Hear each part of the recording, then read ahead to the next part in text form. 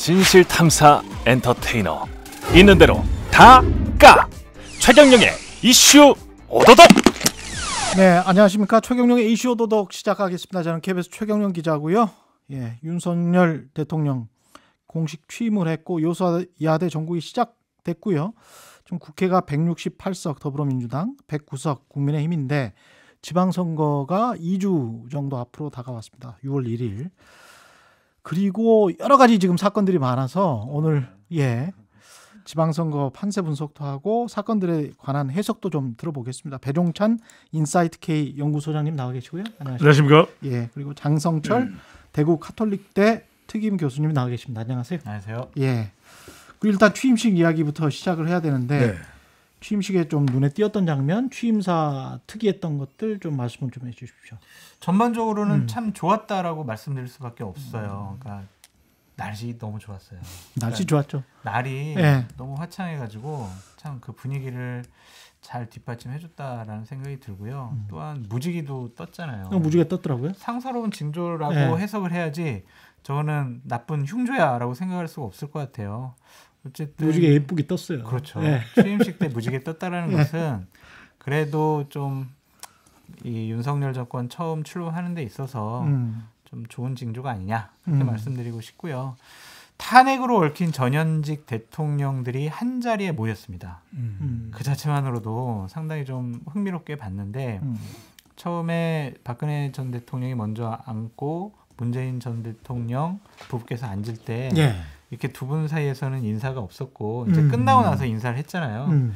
그때 이제 박근혜 전 대통령이 선글라스를 끼고 있어서 눈빛을 보지 못했어요. 그 점이 좀 아쉽더라고요. 그렇지. 어떠한 눈빛으로 바라볼까 이제 봤었는데 그 눈빛을 못 봐서 참 안타까웠고 윤석열 대통령께서 문재인 대통령 네 분도 배웅을 하고 박근혜 전 대통령도 배웅을 하고 그런 모습 보니까 야 우리나라도 잘만 하면 전현직 대통령들이 한 자리에 모여서 대한민국과 대한민국 국민을 걱정하는 그런 어른스러운 모습을 볼 수도 있겠구나라는 희망을 가져봤습니다. 배 소장님은 어떤 부분을? 장 교수님께서 굉장히 낭만적으로 보시구나. 아니 취임식인데 뭐 어떻게 비판할 수가 없잖아요. 낭만주의자구나. 아니 근데 저는 비판하라는 게 아니라 그렇죠. 그러니까 비판을 할 수 있는 부분이 있으면 우리가 그걸 또 이야기할 수 있는 거 아닙니까? 그럼요. 자유민주주의 국가에서 우리가 뭐 낭만주의자도 아니고 자유가 35번이나 언급이 반지성주의자 같아요. 취임식을 어떻게 비판을 해? 그러니까 이게 우리 조회수가 올라가는 게요. 장 교수님이 이렇게 저를 이렇게 막대하니까 사람들이 분노를 해요. 그래서 조회수가 올라가요? 근데 취임식에서 저는 뭐 형식적으로는 잘 갖추어진 취임식이었다 보기에는 뭐 그 이제 취임식과 관련해서는 또 대통령의 취임과 관련해서 우리가 훈훈한 덕담을 줄 수 있죠. 그럼요. 그런데 이런 건 안 보자고요. 과연 참석한 사람들끼리의 융합이 됐을까? 뒤섞였을까? 그리고 국민들의 통합이 무엇보다도 중요한 것이 취임식에 녹아 있어야 되거든요. 근데 곳곳에 저는 이 취임식의 부분에 좀 이런 표현은 과할 수는 있습니다만 좀 약간 살기가 등등했어요. 그래요? 왜 그러냐면은 좀 낮춰서 이야기하면 긴장감이 좀 있었다. 요즘 좀 왜 불안하세요? 아니 그건 아니고 약간의 텐션이 느껴졌다. 뭐 이 정도. 살기까지는 그러니까 왜 그런? 아니 그러니까 왜 그러냐면은 약간 그 대결의 징조가 보였다는 거죠. 제가 드리고 싶은 말씀은 그래 긴장감은 좀 느껴졌어요. 그렇죠. 긴장감을 할까요 그러면? 아니 약간 알겠습니다. 제가 수위 조절을 하겠습니다. 네. 근데 수위 조절은 하실 필요 없어요. 근데 이 취임식에서 말씀하신 대로 그 반지성주의라는 표현이 됐고 그래서 이전 정권과 나는 대결로 가겠다를 품고 있던 의미가 아닐까. 좀 더 저는 그렇죠. 그래서 저는 오히려 차라리 오히려 의식적으로라도 통합을 더 이야기했다라면 어땠을까. 그리고 지금 이재명 총괄 선대 상임위원장이죠. 김부선 씨가 취임식에 왜 왔죠? 초청받았으니까. 저는 그것도 참 이해가 잘 안 되긴 하더라고요. 좀 그래요. 그래서 뭐 물론 영화 배우의 대표는 아니잖아요. 네네. 그래서 또 뭐 옥경이의 잠깐만 제가 조금만 말씀드리고요. 그 옥경이를 부른 태진아 씨도 왔는데 태진아 씨의 그 복장이 흰색 코트가 김건희 여사하고 또 거의 비슷해요. 맞췄다 둘이? 내가 그거 아니, 설명 잠깐만 해줄게. 잠깐만 씨 좀 같은 경우에는 네. 그 선거날 마지막 날 네. 유세차에 올라가지고 유세를 한 그러한 인연이 있고. 아 그래요? 그럼요. 태진아 가수 같은 경우에는 국민의힘의 연예인 봉사단이 있어요. 선거 때. 김원국 씨하고 같이 네, 하는 거기 연예인 봉사단 일원이기 때문에 네. 그 차원에서 왔다라고 말씀. 아니 그래서 제가 온 게 문제라기보다는 그러니까 근데 그 굳이 취임 시기까지 등장하니까 스포트라이트 조명을 받는 거예요. 예. 그래서 뭔가 정치적 뜻이 있나 걔는 오해를 사잖아요. 예. 그리고 이제 옷도 그러다 보니까 태진아 씨가 주변 사람들이 봤을 때 태진아 씨가 그렇게 옷을 입고 온 것에 대해서 깜짝 놀랐다 그래요. 그래서 저는 우리가 겉으로만 보면 이 취임식은 또 윤석열 대통령, 윤석열 시대를 여는 것에 대해서 분명히 의미가 있습니다. 하지만 곳곳에 저는 그런 부분들을 굳이 포함시키거나 배치할 필요가 있었을까라는 생각이 드는 거죠. 아니, 난 취임사에 대한 비판은 나도 이제 좀 이따 하려고 네. 했었는데 반지성주의 그건 말씀을 오케이인데, 하셨으니까. 오케이인데 예. 저보고 반지성주의라고 그랬었어요. 제이 농담이에요. 아니, 취임사에 반지성주의가 있긴 있어. 그리고 예. 김부선 씨나 태진아 씨가 일반 국민의 한 사람으로서 거의 초청받아 온 것을 비판하는 것은 좀 과하지 않느냐라는 좀 생각이 들고요. 그럴 수도 있고요. 저는 아닐 수도 이 있고. 자유라는 개념을 35번이나 이 취임사에다 넣었다라는 것은 이렇게 좀 생각해 봤습니다. 어떤 거요? 윤석열 대통령께서 집에서 자유가 없이 지내시나? 자유를 너무 갈구해가지고 이 자유라는 것에 대한 어떤 강박관념이 있나? 그런 생각도 좀 해봤고요. 이렇게 좀 끌어당기는 모습이 있었잖아요. 네. 저 보도에서 맞아요. 약간 네. 차도로 나왔을 위로와. 때 딱 끌어당기는 데 있어 그때 어떤 가정에서의 그 서열 관계는 좀 보였습니다. 또 하나 보였어요. 또 하나. 아니 모든 집에서 예. 모든 집에서 아니 저도 여성이 항상 최정점이 그렇게. 그거는요. 예. 역대 미국 대통령도 미국 예. 대통령 위에 퍼스트 레이디가 있는 거예요. 그래서 퍼스트 레이디잖아요. 네, 근데 바로 이렇게 세게 당기더라고요. 또 그렇고 만찬장에서 예. 샴페인으로 건배사를 윤석열 대통령께서 하시는데 예. 김건희 여사가 그 눈빛이 아. 술 먹기만 해봐라. 거의 그 정도 눈빛이시더라고요. 예. 그걸 느끼셨는지 입만 대시고 그냥 되게 멋쩍게 내려놓으시는 모습을 봤어요. 그러니까 그런 것을 보면 약간 좀 집에서는 잡혀 사시는 분이 아니냐. 그때 5월 10일 날 술을 그 윤석열 대통령이 못 드시고 5월 10일 날 그래서 5월 12일 날 조금 좀 늦게 출근한 거 아니에요?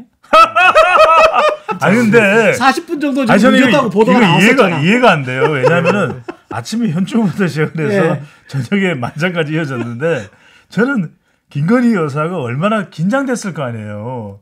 그런데 예. 그 만찬에서 눈빛으로 술 그만 저는 그런 여유 좀 이따 보여줄게. 그런 여유가 있었을까 없었을 것 눈빛이 같아요. 이거 보통 눈빛이 아니더라고요. 아니 그리고 그때 의식적으로 이렇게 확 끌어당겼을 때도 그게 예. 참다 나온 그 몸짓이거든요. 아. 그거는 계속 뒤에만 있다가 예. 그러니까 어떤 상당히 엄청 아니 제가 엄청지야? 제가 이 말씀을 드릴게요. 왜냐하면 그거는 그 지금 또 김건희 여사가 논란과 의혹이 끝난 건 아니지 않습니까? 그것도 그러다 보니까 계속해서 계속해서 이제 그림자 직언거리에서 그림자 보조를 맞출 수밖에 없는 거. 왜냐하면 너무 이렇게 또 이 김건희 여사가 두드러지다 보면 그게 또 부담될 수도 있어요. 그런 부분들이 있을 것 같고 이제 좀 완급 조절이 필요하죠. 왜냐하면은 지금 막 이제 취임식을 했고 또 공식적인 등장도 뭐 얼마 안 되잖아요. 예. 그 전에는 거의 뭐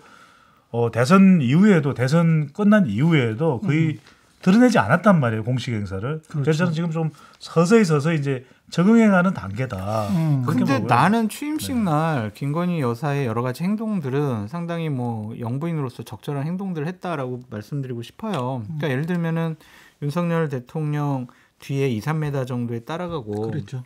또 김정숙 여사에게 정말 굉장히 거의 깍듯했죠. 90도 네. 인사를 4번이나 하시고 또 박근혜 대통령한테도 인사를 하시고 네. 갈 때도 인사를 잘 하시고 그렇게 차분하고 예의 바른 모습 보인 것은 상당히 좀 점수 딸 만한 거였다라고 저는 말씀드리고 싶고요. 네. 기본적으로 저도 뭐 나쁜 이야기 한 거 없어요. 네. 옷도 많이 화제가 됐죠. 그렇죠. 그리고 보니까 이제 스타일도 되게 좋으시더라고요. 아. 옷도 잘 입으시고 예. 그런 점에 있어서는 우리가 지금까지 보지 못한 퍼스트레이드 영부인의 모습을 이제 볼 수 있을 것 같다라는 생각이 드는데 저는 아니, 지금까지 후보 보지 때에- 못했다는 건 네. 어떤 의미세요? 그러니까 지금 말씀드릴게요. 그러니까 그걸 또 뭘 물고 늘어져. 아니 이제 그 후보 시절에 김건희 여사가 약속을 했잖아요. 저는 내조에만 충실하겠다라고 얘기를 하셨잖아요. 그런 약속은 꼭 지켰으면 좋겠다는 생각이 들고 혹시 대외적인 활동을 하시더라도 소외되고 어렵고 약자 이런 분들의 삶을 보살피는 그런 곳에 가서 활동하셨으면 좋겠지 정치에 관여하려고 하거나 인사에 개입하려고 하거나 영향력을 끼치려고 하거나 그러한 인식, 인상, 뉘앙스 이런 것들은 절대로 보시면 안 된다. 얼마 전에 여론조사가 나왔죠. 김건희 여사가 어떤 활동을 하는 게 좋겠습니까? 그랬더니 조용하게 내조하는 게 좋습니다. 라는 국민들의 바람이 있거든요. 그 바람을 꼭 지켜줬으면 좋겠다라는 생각이 들고요. 예를 들면 그 인사에 개입하려고 하거나 그 말씀을 하셔가지고 김성애 그 종교문화 네. 종교다문화 비서관 예. 같은 경우에는 누가 추천한 거예요? 모르겠습니다. 그러니까 언론에서는 김건희 여사 이야기를 하는데 모르겠습니다. 아니 근데 저는 여기서 중요한 것은 우리 최경영 앵커께서 뭐 그게 이제 김건희 여사가 저는 추천을 했던 그게 중요한 게 아니라고 봐요. 근데 뭐 추천은 할 수도 있죠. 정말 좋은 사람이 있었다면. 그런데 여튼 좋은 사람인 줄 알고 추천을 했겠죠. 그렇죠. 그런데 아니 근데 당장 뭐 국민들이 그런데 인사 개입도 하지 말라고 그랬다는데 그러니까 추천해서 이제 그렇게 받아들여진 거니까 만약에 이제 그걸 무슨 우리가 말하는 인사 개입이라는 게 좀 강요를 하거나 뭐 남편인 윤석열 대통령에게 아니 이 사람 아니면 안 돼. 난 뭐 못 살아. 이러면 정말 인사 개입이겠지만 좋은 사람이 있는데 이 사람도 한번 참고해봐. 정말 자연스러운 정도 수준에 정말 단순히 추천하는 정도까지만 수준에는 저는 근데 문제는 뭐냐면 이게 지금 문제가 불거졌잖아요. 아니 문제가 이거는 좀 커요. 심각하잖아요. 그러니까 제 말씀이. 근데 이걸 지금 나오고 있는 보도는 지켜보겠다는 것이거든요. 그렇죠. 아니 이게 오늘까지도 지금 배 지켜보겠다는 소장님은 이게 실물을 안 해봤잖아요. 저희처럼 이제 국회라든지 캠프에서 나 이런 거 제일 싫어. 실물을 너 그거 안 해봤자 그러면서 아니 죄송해요. 깔아뭉개는 거 왜 그러세요? 제 실상을 말씀드린 거예요. 죄송해요. 실상도 좀 캠프에 있다 들어봐야지. 보면은 예를 들면은 이제 후보가 있고 후보 뭐 부인이 있잖아요. 이제 누가 딱 이력서를 가지고 와요. 그래가지고 자, 이 사람 저기 사모님께서 이 캠프에서 좀 같이 일하라고 합니다. 검증을 어떻게 하냐고. 검증을 할 수가 없어. 그러면 안 이제 돼, 안 돼. 민주주의 건 아니지. 아니 안 돼요. 그러니까 이게 대통령 자주 있는 일이 집무실에서 일할 사람은 검증을 해야죠. 자주 있는 일이 아니에요. 그러니까 그만큼 상당히 실무자들이 부담감을 갖는다. 그래서 이 사람이 부적절한 일이 과거에 행보가 있었더라도 이거는 안 되는 쪽으로 해석하려고 하는 게 아니라 이러한 부적절한 일을 했음에도 불구하고 어떻게든 여사의 말이니까 우리가 이제 자리를 마련해주고 일을 시켜야 된다. 그런 부담감이 있다라는 거예요. 그게. 저는 그거는 말이 안 된다고 봅니다. 왜냐하면은 어디나 마찬가지. 그냥 이게 뭐 개모임도 아니고 한 국가에 대한민국이 세계 10위권 국가에 대통령 집무실에서 일하는 사람이면 대통령의 아니어도 굉장히 중요하지 않습니까? 저는 당연히 그것은 검증이 돼야지. 어떻게 검증은 한다니까요. 일반적인 그 사사로운 자리에서의 국회의원이나 뭐 선거 캠프에서의 그 관계를 말씀하실 건 아니죠. 장 교수님 실망입니다. 죄송합니다. 실망입니다. 아니 좀 저도 이해가 안 되는 게 이시원 검사 같은 경우도 사실은 그게 정직 1개월이고 그리고 그 우리가 다 알고 있지만 국가기관이 무고한 시민을 잘못 기소하는 거는 최악의 범죄적 행위예요. 증거를 조작해서. 증거를 조작해서. 근데 그거는 뭐 국정원이 했다고 지금 검찰은 주장을 하고 있지만, 근데 이 재판 과정 쭉 보셨던 분들은 그걸 제대로 판단을 못했다고 한다면 검찰 주장을 그대로 믿는다고 하더라도 그런 사람이 어떻게 공직기관을 다스릴 수 있지? 그렇죠. 아니 김성애 비서관도 그 의혹에 대해서 따져 물었던 학부모들을 고소를 했어요. 재판에. 거기다 비판하는 언론에 대해서 뭐 종북 주사파라고 MBC. 하고. 그러니까 제가 아까 말씀드린 게요. 옳다라는 게 아니라 실무자들은 그렇게 받아들일 수밖에 없고 그렇게 일이 진행된다 프로세스가. 근데 그 다음에 바로 뭐 또 보도가 나왔는데 무슨 공구명령해가지고 벌금형까지 받았단 말이에요. 400. 유죄 선고를 받았단 말이죠. 그러면 그리고 그 다음에 또 기자들이 물어보니까 대변인실 관계자가 이거 좀 더 지켜보겠다라는 건데. 그건 잘못됐어요. 그러니까 이런 이거는 뭔가 조치를 해야 되잖아요. 이시원 비서관이라든지 김성애 비서관이라든지 이런 분들은 공직을 담당할 자격이 없다라고 저는 생각이 들고 그것도 가장 중요한 자리인 대통령의 참모의 역할을 하기에는 여러 가지로 부적절하다라고 그러니까. 말씀드릴 수밖에 없습니다. 저는 그래서 이 말씀을 다시 돌아가서 취임사에서 자유가 38번 써있잖아요. 네. 5번. 35번. 네, 35분. 네, 뭐 하여튼 뭐 거의 들어갈 뻔했던 표현까지 합하면 더 될 거예요. 근데 저는 이 자유라는 게 이런 뭐 어떤 의미, 그냥 자유가 아닐 것 같아요. 왜냐하면은 그 자유 안에는 저는 3가지가 있다. 네. 하나는 보수적 가치. 네. 그래, 그동안 뭐 진보 쪽에서 어쩌고 저쩌고 했는데 이제 보수로 가. 그럼 두 번째는 뭐냐면 저는 시장 경제. 네. 그래서 저는 이것도 제 말씀을 제가 무슨 비판을 위한 비판을 드리는 게 아니에요. 왜냐하면은 지금 그 취임식장에 참석한 인사들의 면면을 보면은 지금 대기업 총수들이 다 와 있어요. 맞죠? 그렇죠. 틀렸습니까? 예. 그리고 다 오지는 않았고 5명. 아니 그런 식으로 말씀하시면 아니 다 왔다고 그러시면 아니 그 전에 뭐 취임식에도 오늘 왜 그러세요? 초청을 받았으니까. 네, 하여튼 예. 그래서 제가 예. 말씀드린 거는 그것도 시장 그는 이 자유라는 게 시장 경제를 의미하는 그렇죠. 거죠. 그러면 예. 민간 기업에 무게를 실는 거예요. 그렇죠. 그럼 노동자는 어디로 가죠?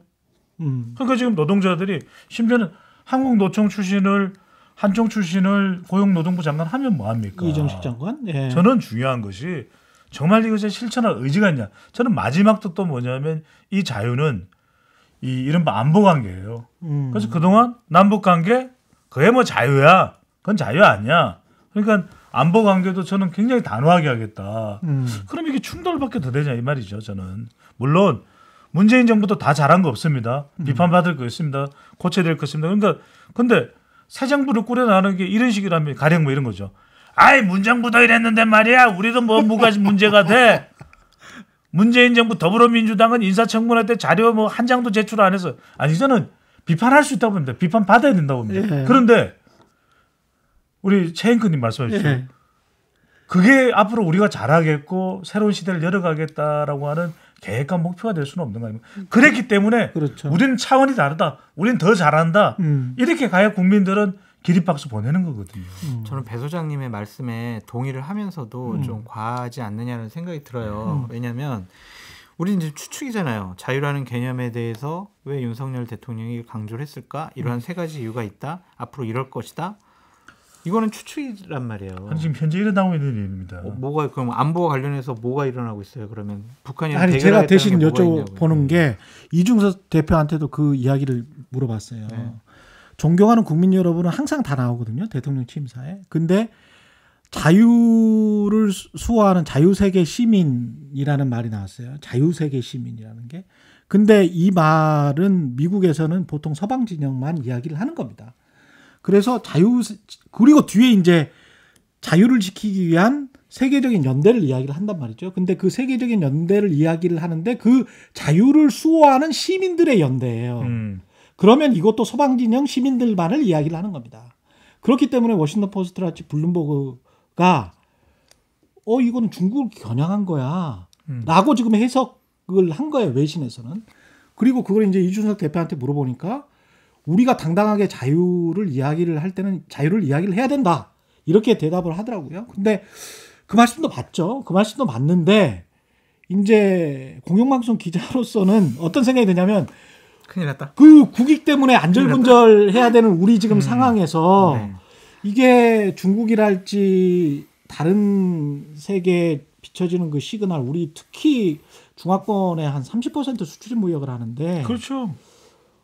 이게 여기에서 조금 더 가면 저는 이제 제가 먼저 좀 잠깐만 말씀드리면 예. 그나마 저는 조금은 다행스럽다 싶은 생각은 박진희 외교부 장관은 그런 걸 좀 읽고 있는 것 같아요. 그래서 당연히 외교부 장관이 청문회 할 때도 예. 보면은 사드 배치는 결정된 게 없다. 그렇죠. 추가 배치는. 그러니까 예. 그게 맞아요. 외교는 그렇게 하는 겁니다. 근데 특히 이제 대통령은 최종 단계잖아요. 예. 대통령이 뭔가 너무 명확해 버리면은 그래? 이렇게 돼 버리는 거예요.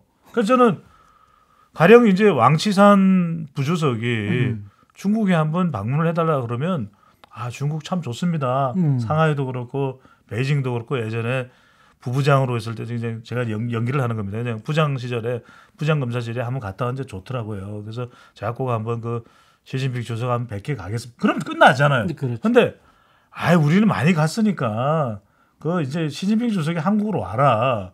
그럼 이것도 대결이 돼요. 저는. 그렇죠. 그래서 저는 중국이 큰 나라이기 때문에 우리가 위축되거나 그럴 필요는 아니면은 없지만, 쩔쩔매란 네. 그런 말씀 드리는 게 아닙니다. 그런데 외교는 굉장히 냉정한 거예요. 힘의 관계입니다. 그것을 국가 최고 지도자가 그런 이 국제 정서를 잃는 데 있어서 잠깐 좀 이 부분이 멈칫해 버리면 삐그덕해 버리면 그건 큰일 납니다. 저는 사실은 그 나라 경제가 굉장히 커졌기 때문에 어지간히 뭐 해서는 그리고 박근혜 대통령도 탄핵을 당했지만 그때 우리나라 망한 거 아니거든요. 그렇죠. 그 4년을 그렇게 됐다고 하더라도 그 세월호 참사도 있었고 그랬지만 그래서 별 걱정은 안 해요 사실은. 그런데 외교 문제는 그때 사드 배치를 하면서 아, 그럼요. 16년 이후에 완전히 한 2년 동안 우리가 당했기 때문에 그 어떻게 복구가 안 되는 거거든요. 그런. 그러니까 그러한 어려운 상황을 어쨌든 윤석열 대통령께서 참모들과 헤쳐 나가야 되겠죠. 예. 한미 동맹을 강조하셨습니다. 그러면서 중국과의 경제 문제에 대해서도 우리가 도외시할 수가 없잖아요. 그렇죠. 그러니까 이런 이율 배반적인 문제를 어떻게 해결해 나갈 것이냐 이걸 우리가 좀 기대하고 격려해줘야지 계속 이 자유라는 개념을 갖고 확대 해석을 해서 안보까지도 문제야라고 얘기하는 거는 좀 무리가 있다는 생각이 들고요. 네. 그러니까 지금 뭔가 일이 진행되질 않았잖아요. 네. 그 개념상 자 우리는 이 개념을 차용해서 우리는 민간 경제 자율성을 확보해서 정부의 개입을 최소화하겠습니다. 뭐 한미 동맹을 기반으로 해서 어쨌든 나라의 안보 한미일 구축 체제 안보 공동체를 구성하겠습니다라고 해서 우리나라 대한민국의 뭐 안보를 지키겠습니다. 뭐 예를 들면은 자꾸 그리고 아니 생리연수 아니 그러면 제가 숨을 약간 좀 거친 숨소리가 났어요. 아니 죄송한데 제가 뭐 일부러 그런 것도 아니고 마늘 냄새가 너무 많이 나가지고 죄송해요. 아 죄송합니다.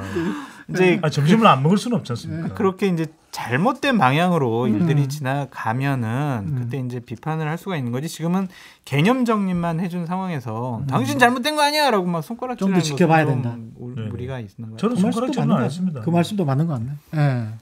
그 지금 뭐 그 좀 정리를 해봤고 인선이나 이런 것들은 아까 그 김성회 이야기도 했고 뭐 누굽니까 이시원 검사 이야기도 했고 네. 이시원 비서관 이야기도 했지만 어떻게 될까요? 그 정호영 장관 후보자 정도는 정리를 하고 어떻게 협치를 좀 마련하는 어떤 당연하죠. 그렇게 해야죠. 그렇게 갈 것 같습니까? 국민들이 그걸 원하고 있잖아요. 국민 여론조사를 해보면 정호영 장관 후보자는 장관으로서 부적절한 것 같아요라는 것이 다수의 의견 아니겠습니까? 그렇죠. 예. 윤석열 대통령께서 국민의 뜻을 항상 살피겠다고 했는데 왜 이 부분에 대해서는 살피지 않는지 전 이해가 되질 않아요. 여당 내에서도 이준석 대표와 권성동 원내대표도 이 사람은 좀 부적절한 것 같습니다라는 의견을 열흘 전에 제시했다고 보도까지 나왔어요. 이러한 상황에서 자꾸 인사를 강행하겠다는 거 고집을 한다면 와 이거는 다른 이유가 있을 것 같아. 결국에는 친구고 친한 사람이고 가까웠던 사람은 국민들이 반대하고 당에서 반대하더라도 임명을 강행한 내 생각과 신념과 고집에 따른 인사 철학을 뭐 투영시킬 거야 이렇게 볼 수밖에 없잖아요. 이렇게 하고 어떻게 협치를 하고 어떻게 지방선거를 치릅니까? 이거는 빨리 정리돼야 된다. 아니 근데 저는 이게 아까도 말씀드렸지만 우리 장 교수님 제가 너무 좋아하는데 잘못했어요. 윤석열 정부를 바라보는 시각은 너무 낭만적이다.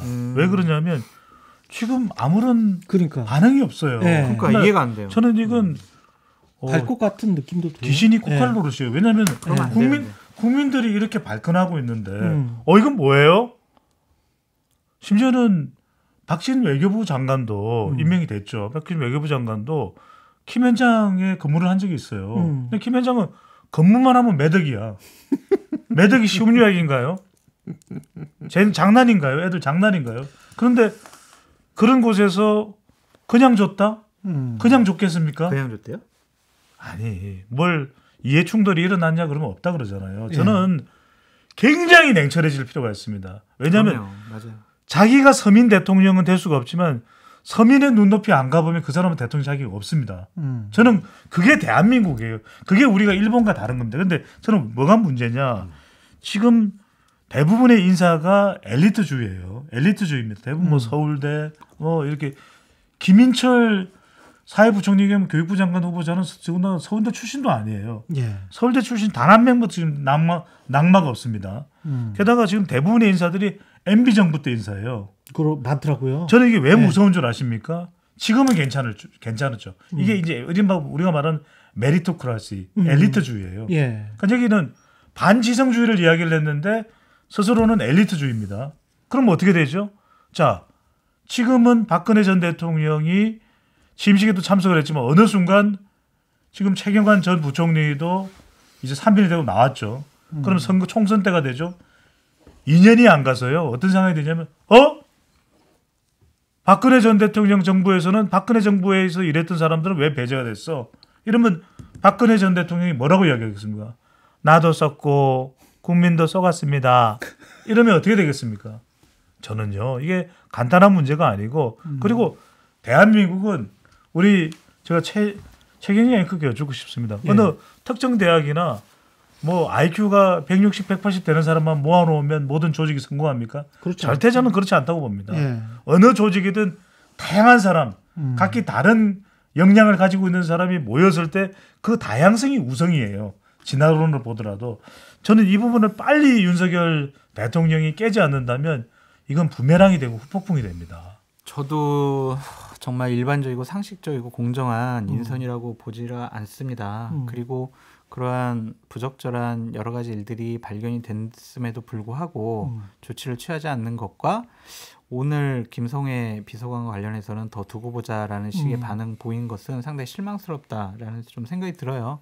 그래서 이 부분만큼은 당선인께서 본인의 생각과 고집을 좀 이렇게 유지하려고 안 했으면 좋겠다는 생각이 있어요. 다 같이 이러지 한번 마세요. 다 같이 한번 이러면 안 해주시죠. 돼요. 실망입니다. 실망입니다. 아니 근데 그 한동훈 법무부 장관 후보자도 그렇고 저는 그런 생각을 좀 했어요. 보다가 이제 최근에 김현철 교수라고 그 홍콩 과기대 교수인데 의사도 하셨고 뭐 그다음에 경제학 박사도 했으니까 거의 천재급이죠. 예. 의사시기도 하고 이제 경제학 박사를 해서 홍콩 과기대에서 경제학 교수를 하시는데 그분이 이 메리토크라시 관련해서 이 얘기를 하시던가요? 예. 그 칼럼을 썼는데 아주 중요한 부분이 대부분은 이제 부모 그다음에 가정 환경 DNA 이런 것 때문에 자기의 노력이 아니고 그냥 어떻게 얻어진 거잖아요. 우리가 태어난 게. 그리고 그런 것 때문에 그 어떤 출세를 하고 성장을 하게 된 건데 출세를 하고 난 다음에 본인이 잘나서 그렇게 생각을 한다는 거예요. 본인이 잘나서 나는 여기까지 왔고 본인이 잘나서 이렇게 내각이 됐고 그렇기 때문에 통치를 한다는 그 개념으로 가버리면 겸손한 내각은 안 될 거 아니에요. 안 됩니다. 그 부분에서 상당히 좀 우려스럽죠. 왜냐하면은 이분들 지금 장관 후보자들이라든지 아니면은 청와대의 주요한 보직을 맡은 참모들 같은 경우에 삶이 일반인들의 수준의 삶이 아닌 것 같아요. 그러니까요. 한동훈 장관 후보자도 그러니까 그 사람의 지적인 능력, 학력 그리고 여태까지의 뭐 경력 이런 것들을 보면은 일반 국민들은 꿈꿀 수도 없는 삶을 살아왔단 말이에요.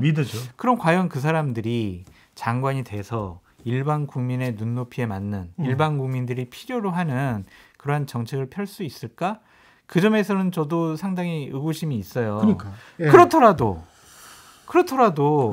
당신은 우리랑 다른 삶을 살아왔으니까 당신은 장관이 되면 안 돼라고 낙인 찍을 필요는 없지 않을까라는 생각이 들고 그럴 수도 저희 같은 언론이나 평론가나 뭐 많은 국민들이 그렇게 자신들의 삶을 위한 자신들의 삶의 기준에 의한 정책적인 판단을 하지 않도록 끊임없이 감시하고 건의하고 그것이 바로 언론의 역할이 아닐까라는 생각이 듭니다. 감시가 이제 전달되지 않는다는 게 문제인 거죠. 그러니까 뭐냐면 이런 거예요. 저는 이 메리토크라시가 왜 문제냐면 정말 이 수학 문제를 보면은 우리 국민들의 99%는 어렵게 생각해요. 99%는 아니 이런 걸 어떻게 시험 문제를 내요? 그런데 국무회의 책상에 가져갔더니 이건 뭐 장난 아니야. 쉬운 거잖아. 그렇지. 이러는 순간 엇갈리는 겁니다. 맞아요. 저는 바로 이 부분을 지적하는 거예요. 야, 쟤는 왜 자꾸 우리한테 안 좋은 것만 이야기해. 그게 아니라 더 훌륭하고 더 빛나는 정말 지도자가 되기 위해서 그 길을 가라는 이야기인 거예요. 그러면은 그래서 공감하고 겸손해야 돼요. 그럼요. 공감하고 겸손해야 돼요. 공손 겸손. 네. 그래가지고 이제 장관 후보자라든지 아니면은 청와대 참모가 구성이 이렇게 골고루 배분을 하는 이유가 과거 정권에서 그랬던 이유가 있잖아요. 일부러라도 뭐 성별, 나이, 그다음에 지역 이런 것들 배분을 쭉 하지 않았습니까? 그렇게 하나로 외골적인 그런 결정이 내려지지 않도록 내부에서의 조정과 견제가 필요한 것 같은데 이번 정권에서는 그것이 좀 부족한 것이 아니냐라는 아쉬움이 있습니다. 그런데 지금 그냥 갈 것 같다. 안 돼요, 가면. 이건 말이 안 그럼에도 돼요. 불구하고 저는 그냥 갈 것 같아요. 이제 지방선거 관련해서 이제 좀 판세를 여쭤봐야 될 것 같은데 그럼에도 불구하고 민주당의 지지율은 별로 안 좋고 그게 이제 반사 이익으로 왔다면 좋을 것 같은데 별로 안 좋고 그 다음에 이제 오늘 나온 뉴스가 보면 박안주 의원이 제명이 됐어요. 제명이 됐는데 성추행이라는 거잖아요. 근데 그 사건이 언제 발생했는지 뭐 이거는 모르는 상태에서 그냥 속보 제명 성추행으로 제명 이 한 줄 나왔단 말이죠. 그 언론 보도에 의하면 작년 말에 함께 회관에서 근무하는 여성 보좌진을 성추행을 했다.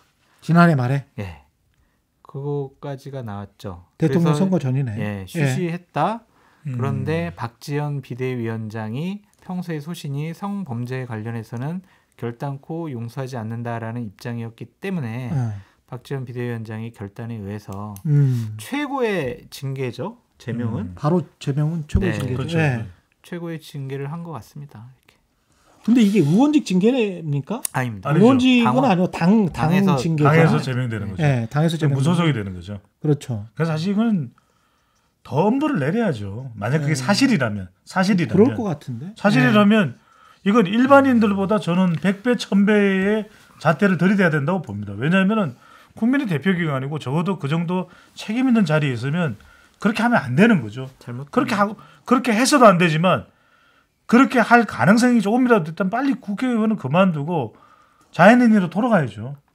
자연인으로 돌아가야죠. 그러니까 4개월 이상 그러면 조사를 했다는 이야기인데 그동안에 그러면 덮으려고 어떻게 했는지 안 했는지 그 다음에 민주당 보좌관 협의회 있잖아요. 거기에서 더 있다라고 지금 성명서가 나왔거든요. 입장문이 더 있기 때문에 빨리 조치를 취해라 이렇게 입장문이 나와서 이거는 지금 지방선거 2주 앞두고 저는요 이게 지금 그 최행크께서 말씀하셨던 대로 음.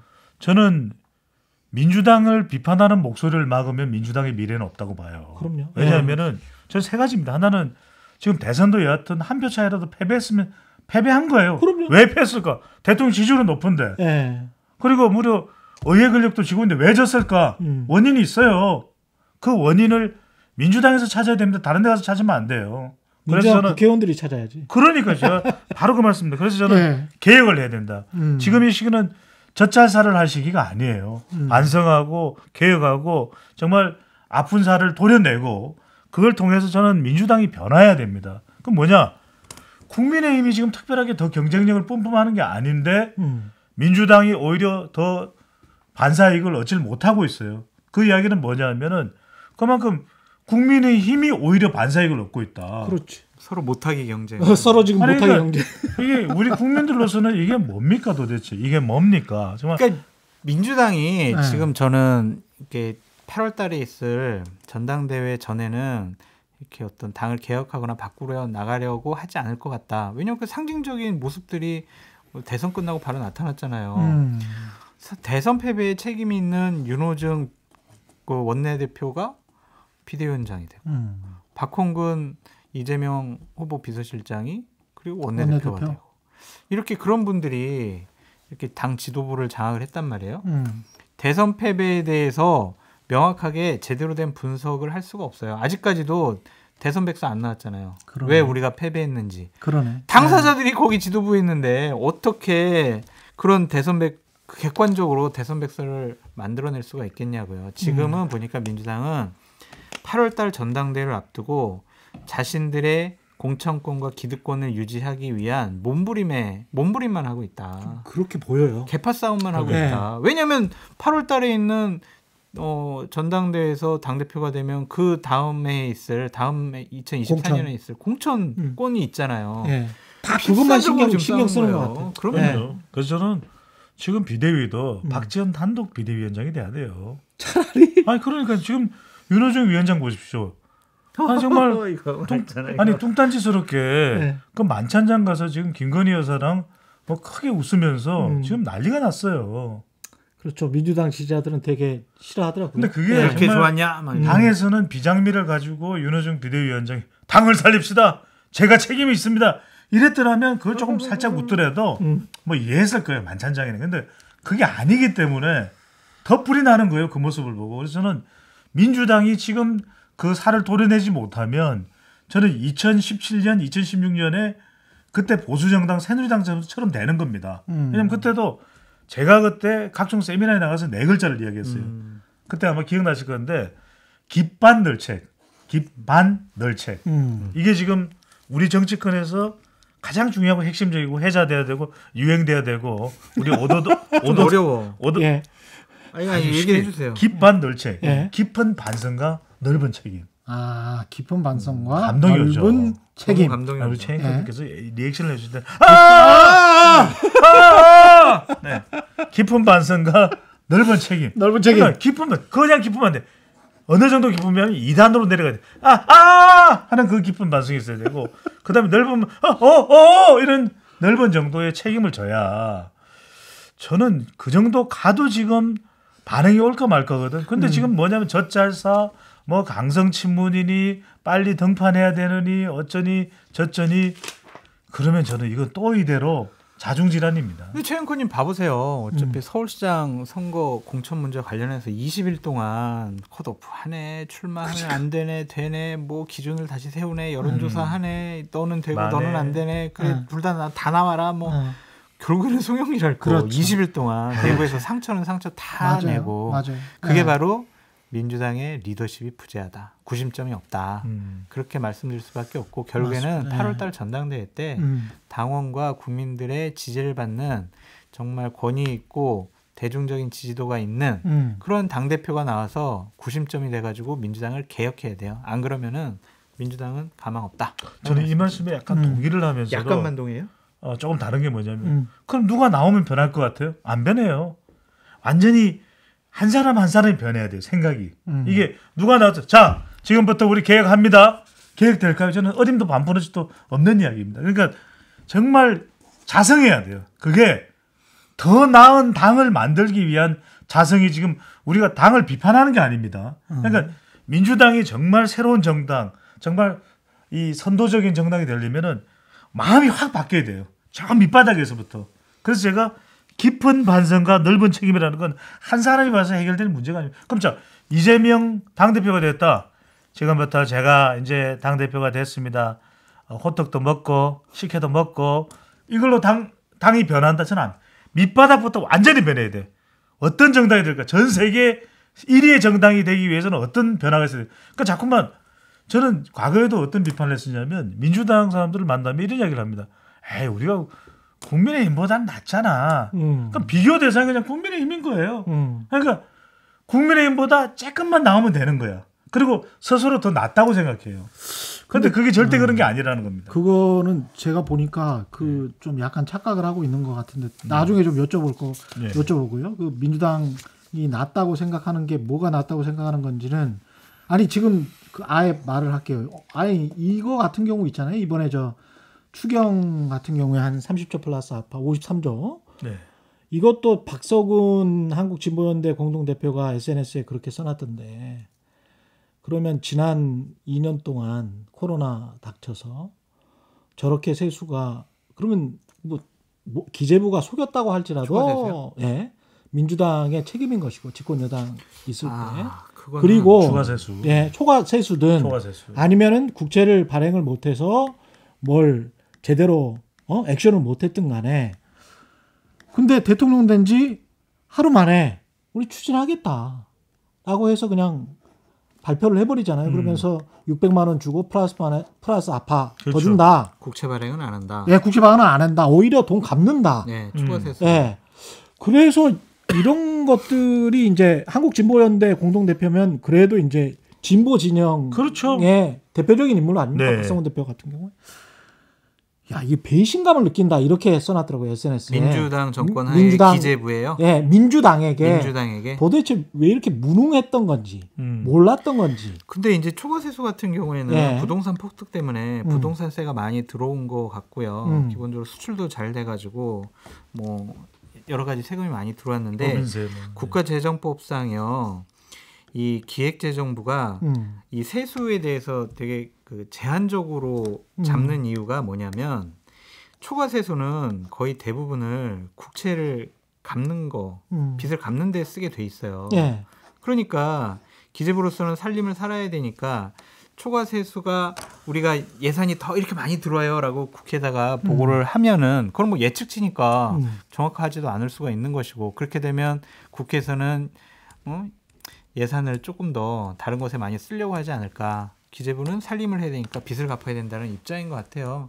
근데 저는 이걸 막 속였다라기보다는 빚을 갚기 위한 뭐 어쩔 수 없는 고육책이 아니었을까? 좀 그렇게 생각이 아니요, 저는 뭐냐면 이게 계속 그 이야기가 나왔어요. 왜냐하면 그러니까. 부동산뿐만이 아니라 일반적인 그 고액 전문직 프리랜서들도 예. 굉장히 불만이 고조됐어요. 왜요? 아니, 왜 이렇게 세금이 많아? 건강보험도 너무 많이 걷어갔다는 거예요. 그런 불만이 나왔을 때 계속 했던 이야기는 이게 세제 정상화라는 이야기를 썼단 말이에요. 예. 그런데 자, 이야기를 드려야 될 것 같아요. 왜 이런 계산착오가 일어났는지 이게 설명도 잘 안 됐단 말이에요. 홍남기 부총리를 통해서. 또 하나 뭐냐면 설계 오판이에요. 설계도 그러면은 지금 5년 동안의 재정을 운영하면서 우리 코로나 때문에 얼마나 힘들었습니까? 돈 없다. 뭐 정말 이번에 재난지원금 못 준다. 그런 이야기 기억나시잖아요. 그렇죠. 그래서 전국민 재난지원금도 안 줬어요. 준다고 막 이야기가 나왔으면 당에서는 그랬잖아요. 부총리랑 계속 격돌을 하면서도 그 사람은 또 안 잘랐어. 그러니까 제가 그 말씀을 드리는 거예요. 저는 네. 이게 납득이 안 가는 거예요. 심지어는 시민단체에서도 지금은 낙수 효과를 위해서 재난지원금을 줘야 된다. 그러니까. 그런 네. 얘기를 하고 있는데도 계속 안 줬단 말이에요. 그런데 지금 와서 무슨 얘기입니까? 초과세수로 돈이 남는다는 거예요. 그러니까. 아니 부동산 가격이 이렇게 막 2배, 3배 오를 줄 어떻게 알았냐고 기재부가. 저한테 화를 냈어요. 아니 근데 저는 그 아주 간단하게 일일 거래대금 같은 경우는 증권거래소에서 계속 나오고 그러니까요. 거기에서 고객 예탁금이 20조에서 60조로 는 게 그 뭐 한 2년 전이고 그렇게 해서 이렇게 지금 돌아가는 돈이 있거든요. 네. 그럼 증권거래소 조그맣지만 그 하루에 들어오는 돈이 확 늘었어요. 거기다가 그 공시가가 우리 한 달에 부동산 거래 신고되는 그 여러 가지 건수들이 다 그렇죠. 실시간으로 잡히기 때문에 그럼요. 이거를 3월 달에도 집계를 못했고 5월 달에도 집계를 못했고 되죠. 가을에도 집계를 못했고 이게 좀 이해가 안 되는 거죠. 그리고 그거를 그냥 집권 여당은 그냥 바라만 보고 그래 이번에도 잘못했어? 난 모르겠어. 이런 식으로 해서 질질 끌려가다가 3년을 끌려갔잖아요. 재난지원금 다 받는다고 생각했고 네. 최경영 앵커야 또 KBS에 소속이 되어 있지만 저나 우리 장 교수님은 정말, 프리랜서들은 진짜 정말 이게 말이 좋아 프리랜서지 백수예요. 그런데 그러니까 재난지원금이 안 나오니까 애들도 울고 저도 울고 지금 우시잖아요. 아니 게다가 또 한 가지 지적할 거는 민주당 오늘 이야기 나왔으니까 좀 그 부동산 같은 경우도 송영길 시장 후보 나오자마자 그 YTN에서 종부세 이야기하고 보유세 이야기를 하더라고요. 저는 그걸 보면서 민주당 사람 그 후보들의 인식의 안일함, 그러니까 부동산 시장 상황도 지금 잘 파악을 못하고 있는 것 같고, 그리고 사람들이 그러면 그 메시지는 유주택자들 위주로 어떻게 주는 거 아니에요. 그 메시지 자체는 재산세와 뭐 종부세니까. 다주택자. 그러면 다주택자 위주로 주는 건데 그 메시지를 똑같이 국민의힘 쪽에서는 계속 해왔단 말이죠. 5년 동안. 누구 말을 더 믿을 것 같아요. 유권자들이. 국민의힘을 훨씬 더 믿지. 그 부분에 관해서는. 그러니까 그렇게 이제 상황과 시기에 따라서 말이 바뀌어졌기 때문에 정권 교체가 됐다고 보여지고요. 또한 송영길 대표께서는 무책임해 보여요. 왜냐하면 본인이 직전 당대표였잖아요. 당대표로서의 역할, 그런 식의 부동산 세제 개편이라든지 집 공급이라든지 이런 거를 세웠으면 될 텐데 그걸 본인 당대표 시절에 안 해놓고 서울시장 나온다고 그렇게 얘기한다는 것 자체가 저도 상당히 좀 과거를 기억을 못 하시나? 좀 이상한 것 같아요. 그러니까 저는 네. 부동산과 관련해서는 잘 모르면 이야기를 안 하는 게 맞는 것 같아요. 무책임해 보여요. 그래서 전문가들도 헷갈려요. 그러니까 무슨 이야기냐면은 부동산은 그러면 문재인 정부에서는 정책을 수립할 때 전문가 의견 안 들었겠습니까? 전문가도 의견이 어려운 거예요. 그렇죠. 전문가 100명을 모아놓고 물어봐도 해법이 없어요.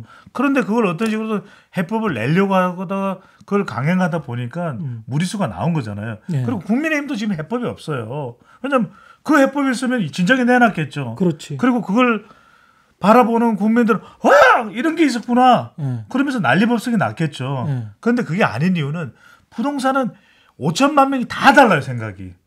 다 달라요. 근데 그 상황에서 네. 제가 보기에는 국민의힘이 더 프로페셔널하게 보인다고 생각하는 게 뭐냐면 오세훈 시장도 그렇고 원희룡 국토교통부 장관 후보자도 그렇고 목표가 국토부 장관 후보자가 집값의 하향 안정화다. 어디요? 네.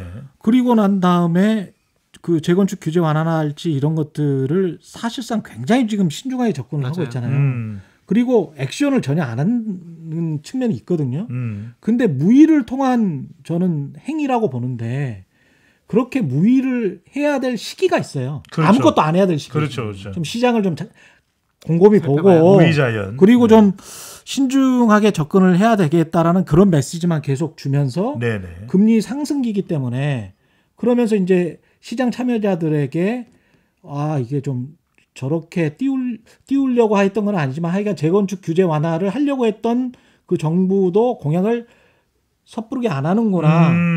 훨씬 더 낫다는 거지 이게 지금. 근데 지금 그렇죠. 무의 최경영 예. 경영자가 노장 사상에 좀 심취하셨나요? 아니 그러니까 이 상황 자체가 네네.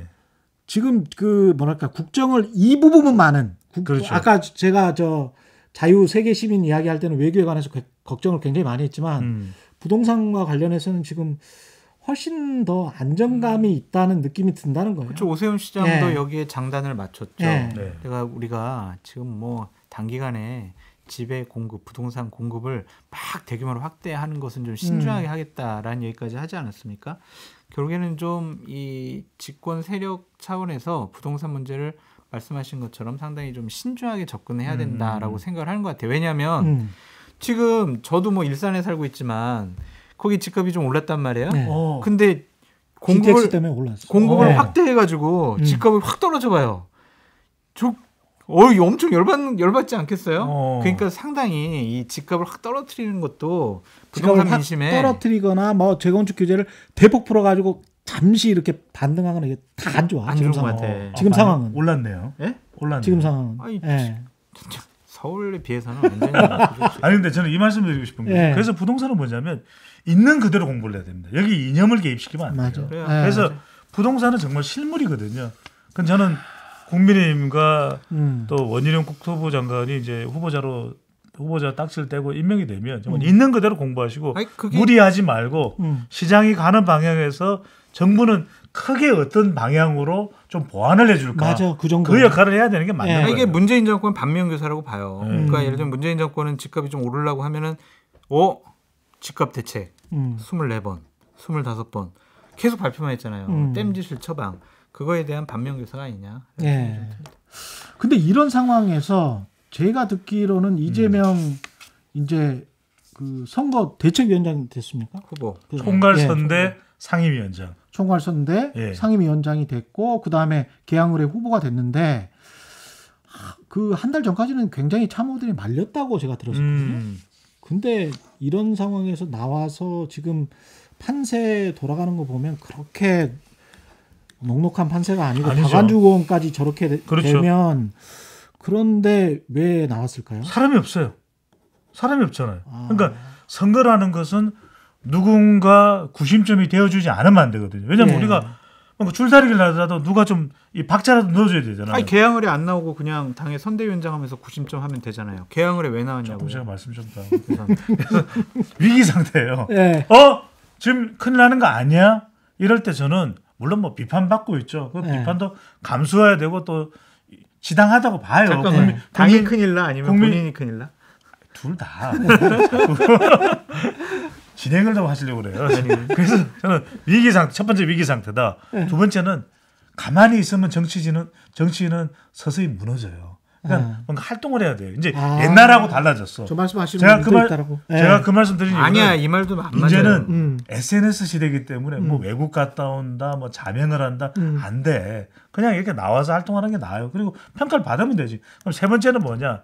저는 자기 방어도 필요해요. 어떤 일이 생길지 몰라요. 이게 제일 그래서 큰 거 아닌가? 원내에 자꾸 최경영 진행입니다. 자, 오도독 우리 오도독이죠. 예. 장성철 아니죠. 그래서 저는 이것도 왜냐하면은 세상에 어떤 일이 일어날지 누가 알아요. 내일 당장. 그러니까 이제 뭐 빈물총 이야기도 했습니다만, 예. 아니, 물총 가지고 위협하면 뭐 합니까? 물총에 물도 안 들었는데 죄가 없으면 괜찮은 거예요.라고 이야기를 했지만 억울하게 당하지는 않겠다. 그렇죠. 그렇지만 자기 방어 기제가 있어요. 8월달에 전당대회 나가서 당 대표가 되면 당을 확 바꾸자. 그래야 사실은 미래도 내다볼 수가 있는 거죠. 배 소장님이 정확히 말씀을 해주셨는데 순서만 저는 거꾸로 다르다고 생각해요. 예. 자기 방어가 가장 커요. 후보 시절에 이재명 후보가 뭐라고 그랬냐면 윤석열 후보가 대통령 되면 저 감옥 갑니다. 그렇게 본인 입으로 얘기를 했잖아요. 그랬어요? 예. 그리고 예. 얼마 전에 성남 FC 사건 때문에 성남시청 그리고 법인카드 때문에 경기도청 압수수색이 들어갔단 말이에요. 그랬죠. 이거를 딱 보고 야 검수한박 법안이 통과가 되고 4개월 후에 검찰이 수사권을 뺏기게 되면 그 4개월 동안 뺏기기 전 4개월 동안 대장동을 진짜 나를 탈탈 털겠구나. 그런 위험 신호를 저는 감지했다라고 봐요. 검찰과 경찰이 경쟁적으로 이재명 탈탈 털기에 나설 수밖에 없다. 그렇다면 지금 가만히 있다가 8월 달에 전당대회 나가서 당대표 선거 나가야지. 그러면 5, 6, 7, 8 4개월 동안 나는 무방비 상태. 나는 정말 사법적인 리스크에 큰 위험이 처할 수가 있어라고 판단한 것 같아요. 저는 이게 가장 큰 출마의 이유라고 생각이 듭니다. 잊혀진다라는 거는 별 문제가 안 돼요. 왜냐하면 8월 달에 전당대회라는 큰 이벤트가 있기 때문에 4개월 동안 조금 더 반성하고 쉬고 물밑에서 사람들 좀 챙기고 이랬으면 괜찮았겠죠. 근데 자기 방어 기재 논리가 훨씬 더 강했다. 출마의 명분이었다. 근데 대선 때 생각을 해보면 대장동 같은 경우에 만약에 돈을 안 받았다면 그리고 초과이익 환수제를 안 넣은 것이 뭐 초과이익 환수제를 넣지 않은 거를 인지를 하고 있었다면 근데 그게 자기 어떤 이익과 연관이 있었다면 그 이익이 뭔지는 모르겠지만 그러면 이제 할 수 있는 게 배임 정도잖아요. 네. 근데 이제 배임이나 직권남용이나 뭐 이런 걸 텐데 돈을 안 받았다는 조건에서 그럼 이게 만약에 기소가 된다고 하더라도 역으로 되치기를 당할 수도. 근데요, 예. 최앵커님 예. 지금 김만배가 법정에서 그리고 여태까지 검찰이나 경찰에서 진술했던 내용들이 살살 흘러나오고 있는데 그렇죠. 여러 가지 얘기가 나왔어요. 네. 예를 들면은 이재명 지사가 뭐를 좀 어떻게 좀 해줬다라든지 아니면 공무원들 이거 접대하고 관리하느라고 힘들어 죽겠어. 이런 진술들이 막 나오고 있잖아요. 하나씩 그렇지. 지금 검찰이 흘리고 있다고 전 보여지거든요. 이런 것들에 대한 본능적인 위기감을 딱 느꼈던 자기 것 같아요. 보호 본능? 네. 저는 근데 지금 수사받고 있는 뭐 김만배 씨야 이런저런 이야기 확인도 안 된 거고 저는 또 그리고 정권이 바뀌기 전이랑 정권이 바뀌는 후랑 다르잖아요. 이제 대선 나오고 나니까 내가 어떻게 하는 게 내가 살아남을 수 사람들은 그 생각밖에 안 한단 말이에요. 수사받는 사람은. 근데 자 저는 굉장히 중요한 말씀 하신 게 지금 대선에서 탈탈 틀리고 앞으로도 이제 탈탈 틀리게 될 가능성이 높은 이재명 후보가 이재명 고문이 돈을 받고 자기가 명시적인 직권 남용을 하고 배임을 했을 것이다. 저는 그랬다면 이 사람은 정치 생명이 아니라 끝나는 거죠. 인간으로서의 네. 가치가 영영 끝나는 것을 이재명 고문이 했다. 저는 그러고서 지금 또 개항을에 출마를 해서 그렇게 보기 힘든 거. 자 그렇게 따지기 시작하면 론스타는 왜 못 잡아넣죠?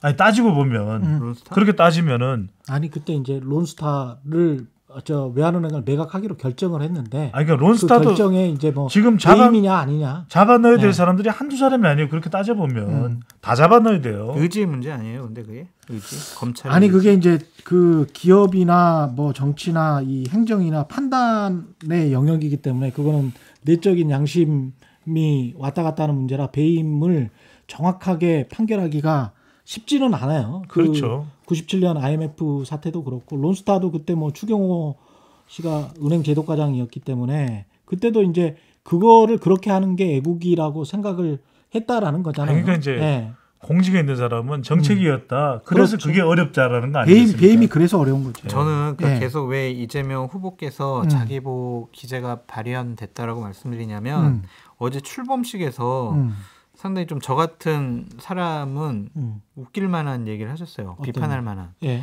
저는 일생 동안 부당한 일을 한 적이 없어요라고 얘기하셨거든요. 이런 얘기를 갑자기 왜 하셨겠어요?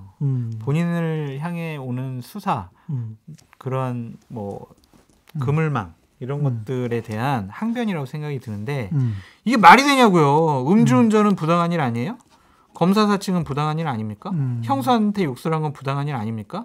좋아요. 뭐 법카 사용이라든지 대장동 문제라든지 성남FC 아직 법적 판단이 안 났으니까 네. 우리 모르겠어요. 하지만 지난 시절에 했던 일 우리가 대선 과정 중에서 비판했던 일 부당한 일 많이 비판했잖아요. 그런데 그렇죠. 어떻게 이런 얘기를 할 수가 있냐고요. 아니 이거는 거짓말 아니면은 나는 정말 잘못한 게 없어요. 나 건들지 마세요라는 항변이라니까. 장 교수님. 네. 근데 그 TV 토론할 때도 형수 욕설 그거 다 잘못했다 그랬잖아요. 했는데 부당한 일을 한 적이 없다고 아니 하잖아요. 이 따지고 이런 보면 측면으로 지금 이제 압박이 예상되는 것에 대해서 부당하지 않았다 이렇게 이야기를 하는 것이겠죠. 왜 이재명 후보 편들어요? 그 아니 왜 그렇게 이야기를 하세요? 제가 편드는 것이 아니라 예. 그런 의미에서 이야기를 했을 수도 있다. 그럼 왜 그러니까 이게 우리가 대담을 하면서 지금 잠깐만요. 잠깐. 나도 좀 여쭤보고 싶은 게 편집해 뭐냐. 주세요. 예. 두 분께 여쭤보고 싶은 게 안철수 후보도 마찬가지고 분당갑에 나왔는데 이재명도 마찬가지고 그게 외부에 대한 목소리인지 그것도 여쭤보고 싶어요. 사실은 이재명 후보 같은 경우도 그렇고 안철수 후보도 당 내부 있잖아요. 네. 그러니까 민주당 내, 국민의힘 내 안철수 후보는 그 정확한 메시지는 아직 안 냈지만 향후 판도 당 대표 그리고 당 내에서의 권력 관계, 내부 경쟁에 관한 어떤 그 우리가 알지 못하는 뭔가가 지금 진행되고 있는 것인지 꿈틀대고 있는 것인지 거기에 대해 그것 때문에 좀 무리하지만 나와서 잡아야 되겠다 지금부터라도 특히 이재명 후보 같은 경우에 그런 건지 어떻게 보십니까? 먼저 말씀하시죠. 예. 그럴 수 있을 것 같은데. 그러니까 민주당 내에서의 이른바 네. 이제 대선 때도 그랬지만 이른바 이제 친문 세력과 친이 세력 간에 네. 그게 좀 있었잖아요. 근데 이게 끝나고 나면서 뭐 안 나오는 게 낫겠다. 그랬다가 한 일주일 만에 변했다는 거 아니에요? 저는 그럴 수 있을 것 같아요. 왜냐하면 예. 정치라는 것은 생물 아니겠습니까? 음. 그러면은 당내에 어떤 기류가 있는지 그리고 이재명 고문은 자기가 미래 제도전을 지금 할 것을 분명히 하고 있는 거잖아요. 그런 것 같아요. 그렇지 않고 지금 대정당을 할 일도 없고 또 그렇게 또 지지층들은 기대하고 있는 거죠. 제가 그런 차원에서 분석적으로 말씀드린 거지. 제가 뭐 누구 편 드는 사람들 저는 저는 제 편도 안 들어요. 제 편은 들어주세요. 네. 그래서 저는 제일 첫 번째는 그럴 거예요. 그런 기류도 기류겠지만 반 이재명 정서가 있는 것에 대해서 계속 쌓여가는 것을 그냥 방치할 수는 없는 거잖아요. 방기할 수는 없는 거잖아요. 그리고 어차피 당대표 전당대회에서 국회의원 신분에서 당대표가 돼서 당의 변화를 주도할 수 있는 것이 훨씬 더 역동적이고 또 더 권위가 생겨요. 설탕 그 권위 이런 거 좋네요. 먼데로 들어가서 권위가 있을 수가 있거든요. 이준석 대표가 네. 배지가 아니니까 그러니까. 권위가 없죠. 그러니까 그걸 위해서는 그런 것이 포착됐을 때 움직일 수밖에 없는 거예요. 그 움직이는 것을 비판할 수는 없잖아요. 그 참모들도 나중에 생각을 바꾼 게 그런 것 때문이 아닌가 그런 생각도 아니요, 이건 아닌가? 방탄복 입으려고 한 게 제일 컸어요. 배 아니 소장님께서 자꾸 방탄소년단을 왜 모욕을 하세요? 배 방탄소년단을. 소장님께서 저 이재명 후보에 대해서 얘기하셨으니까 저는 네. 안철수 후보에 대해서 얘기를 안철수 할게요. 후보도. 네. 안철수 후보 같은 경우에는 진짜 정말 좋은 기회가 온 거죠. 그렇지. 느닷없이 김은혜 의원이 의원직 사퇴하고 경기도지사 나가니까 그렇지. 분당이라는 정말 좋은 지역. 와. 좋은 또 자기랑도 인연이 있잖아요. 그렇죠. 안내. 안내. 그렇지 않네. 그러니까 딱 나갈 명분이 생겼잖아요. 네. 단순히 배지만 달려고 하는 거 아니잖아요. 그러니까 안철수 후보 저는 지방선거 네. 후에 윤핵관들이 음. 결국엔 이준석 대표를 쫓아낼 거라고 생각이 들어요. 아, 저랑 그러니까 지금 말씀하신 비슷한. 많이 생각하시는 예. 것처럼 윤리위에서 예. 징계 절차를 시작을 했잖아요. 그게 지금 진행되고 있는 거죠. 그것도. 진행되고 있죠. 그래서 기본적으로 지방선거 후에 윤리위를 개최를 해서 이준석 대표에 대해서 품위 유지 위반으로 당원권 정지를 때릴 가능성이 높아요. 윤리위에 있는 분들이 되게 강경하대요. 그러니까 압력을 받은 것도 있지만 네. 본인들이 봐서도 증거가 이거는 있다? 말이 안 돼. 아. 각서 써주고 녹취가 있잖아요. 이거는 뭐 안 들어봐서 모르겠어요. 빼도 박도 못하는 증거가 있는 거예요. 그러니까 이게 윤리해가지고 당원권 정지를 하면은 결국에는 당대표직을 그만둬야 됩니다. 그럼 전당대회 8월 달에 민주당과 비슷한 시기에 열어야 합니다. 그러네. 그러면 안철수 후보로서는 배지 딱 달고 자 도전할 만하네. 대선 후보 때 윤석열 밀어줬어요. 그렇죠. 인수위원장 하면서 윤석열 대통령한테 코드 맞췄어요. 그것도 배지도 총리도 달았어요. 포기했어요. 네. 그런 것들을 다 연결시켜 나가면 윤석열 당선 대통령이나 윤핵관들이 야 그래 안철수 우리 딱 얼굴마담 내세워가지고 우리 다음번 공천 우리가 한번 우리끼리 한번 요리해 먹자. 사무총장 원내대표만 하면 되는 거니까. 그렇죠. 저는 그런 생각 가질 수 있어요. 굉장히 이게 무리하고 설득력이 없는 시나리오다. 아 그래요? 왜 그러냐면 네. 안철수 전 인수위원장이 저는 뭐라도 앞으로 미래의 꿈을 꾸기 위해서는 이준석을 안아야 돼요. 왜냐하면 자기의 지금 정면 반박을 하는 이준석을 안을 때 안철수 위원장의 전 위원장의 파괴력은 극대화된 거예요. 왜냐하면 보십시오. 한 걸 더 나갔는데. 지금 아니 그러면 버림받아. 잠깐 들어보세요. 네. 지금 국민의힘 내부에서 안 전 위원장 중심으로 뭉칠 것 같다. 천만의 말씀이에요. 저는 그렇지 않고 오히려 보십시오. 지금 이번 인사청문회를 하면서 윤석열 대통령 제일 옆에는 한동훈인데 한동훈 법무부 장관 소통령론이 나와요. 그래서 오히려 이준석 국민의힘 대표가 한동훈에게 전화를 합니다. 그렇지 않습니까? 그렇죠. 그러면서 오히려 권성동 원내대표의 합의를 번복을 시켜요. 그렇죠. 그 이야기는 뭐냐? 오히려 이준석은 지금 한동훈과 지금 연결이 돼 있는 연결고리가 만들어졌어요. 안철수는 없다. 그리고 20대 30대 지지를 끌어가야 되는 MZ 세대죠. 너무 중요합니다. MZ인데 그런데 지금 윤석열 대통령이 그걸 포기하고 안철수에게 힘을 실어준다? 그렇지 않은 거죠. 오히려 그럴듯한데? 아니 오히려 아니. 지금 한동훈 팬덤을 한번 보십시오. 예. 지금 우리 시간에도 지금 조회수 올라가고 있어요. 지금 예. 올라가. 100만. 한동훈 이야기하는 순간 올라가요. 예. 그 이야기는 안철수 전 위원장 이야기하면 조회수가 내려가. 그러니까 그렇잖아요.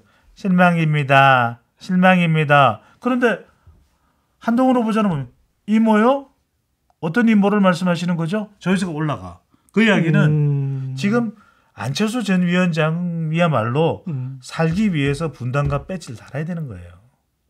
살기 위해서. 그렇죠. 당내에서 할 아니라 할 일이 없어요. 뭐 할 거예요?